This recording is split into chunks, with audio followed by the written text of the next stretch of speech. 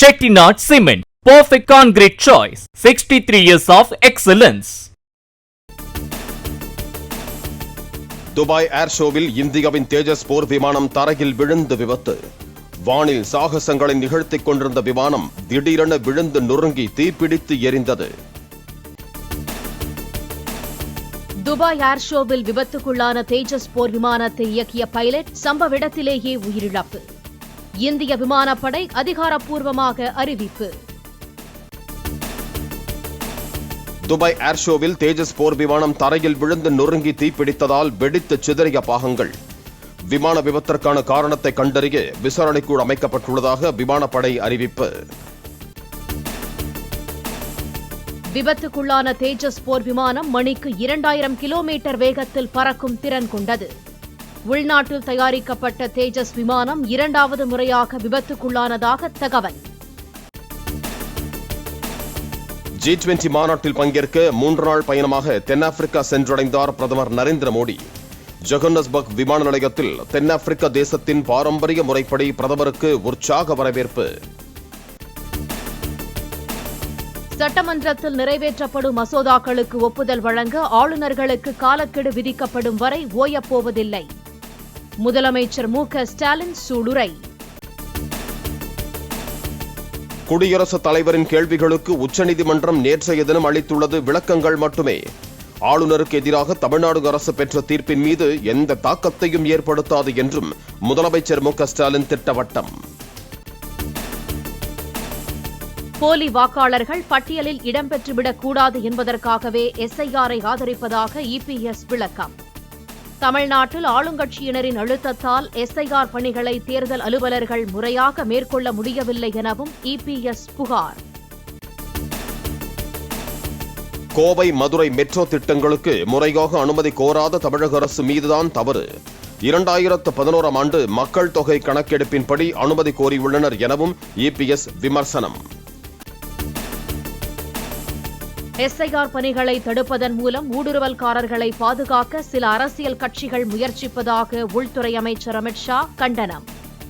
SIR பணியை ஆபத்தான செயல்பாடு என மேற்குவங்க முதலமைச்சர் மம்தா பானர்ஜி குறிப்பிட்ட நிலையில் கருத்து. அரசியல் பொதுக்கூட்டங்கள் மற்றும் ரோட் ஷோக்களில் பங்கேற்கும் மக்களின் பாதுகாப்பிற்கு சம்பந்தப்பட்ட அரசியல் கட்சியினரே பொறுப்பு. உயர்நீதிமன்றத்தில் தமிழ்நாடு அரசு தாக்கல் செய்திருக்கும் வரைவு வழிகாட்டு நெறிமுறையில் தகவல். அரசியல் கட்சிகளின் நிகழ்ச்சி துவங்குவதற்கு 2 மணி நேரத்திற்கு முன்பே நிகழ்ச்சி நடக்கும் இடத்தில் கூடுவதை தவிர்க்க வேண்டும். கர்ப்பிணிகள், குழந்தைகள், மாற்றுத்திறனாளிகளுக்கான வசதிகளை நிகழ்ச்சி ஏற்பாட்டாளர்கள்தான் செய்ய வேண்டும் என்றும் வரைவு விதியில் அறிவுறுத்தல். வங்கக்கடலில் அடுத்த 24 மணி நேரத்தில் உருவாகிறது புதிய குறைந்த காற்றழுத்த தாழ்வு பகுதி. கடலோர மாவட்டங்களில் பரவலாக மழை காணப்படும் என வானிலை மையம் தகவல்.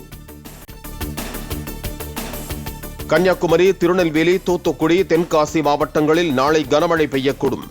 ராமநாதபுரம், புதுக்கோட்டை, தஞ்சாவூர், திருவாரூர், நாகை, மயிலாடுதுறை, கடலூர் மாவட்டங்களிலும் மழையை எதிர்பார்க்கலாம். கடந்த 2005ஆம் ஆண்டு கும்மிடிப்பூண்டி அதிமுக எம்எல்ஏ சுதர்சனத்தை சுட்டுக் கொன்று நகை கொள்ளையடிக்கப்பட்ட வழக்கு. பவாரியா கொள்ளையர்கள் 3 பேர் குற்றவாளிகள் என சென்னை கூடுதல் அமர்வு நீதிமன்றம் தீர்ப்பு. 20 ஆண்டுகளுக்கு பிறகு தீர்ப்பளிக்கப்பட்ட வழக்கில் 3 பவாரியா கொள்ளையர்களுக்கும் 24ஆம் தேதி தண்டனை அறிவிப்பு.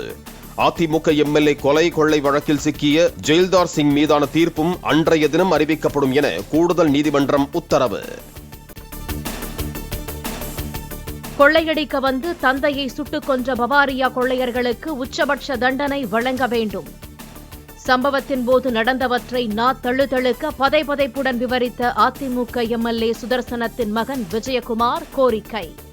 ஸ்பெஷல் டீம் போட்டு ஒரு பெரிய காவல்துறை குழு போட்டு ஐயா ஜாங்கிட் அவர்களுடைய தலைமையில் போய் வடநாட்டை சேர்ந்த அந்த கொள்ளையர்களை போய் பிடிச்சிட்டு வந்து சுமார் 3 முதல் 4 மாதத்துலேயே அந்த கொள்ளையர்கள் மொத்த பேர் பிடிச்சிட்டு வந்துட்டாங்க. அதுதான் ஒரு பெரிய டாஸ்க். அந்த டாஸ்க் வந்து நமக்கு எங்கே நமக்கு தெரியுதுன்னும் போது இந்த ரியல் ஃபேக்டர் நடந்து அந்த தேரின் அதிகாரம்ன்ற படத்திலே நம்ம தெரிஞ்சிருக்கலாம். அவங்க எப்படிலாம் நடக்கிறாங்க, எப்படிலாம் பண்ணுறாங்க.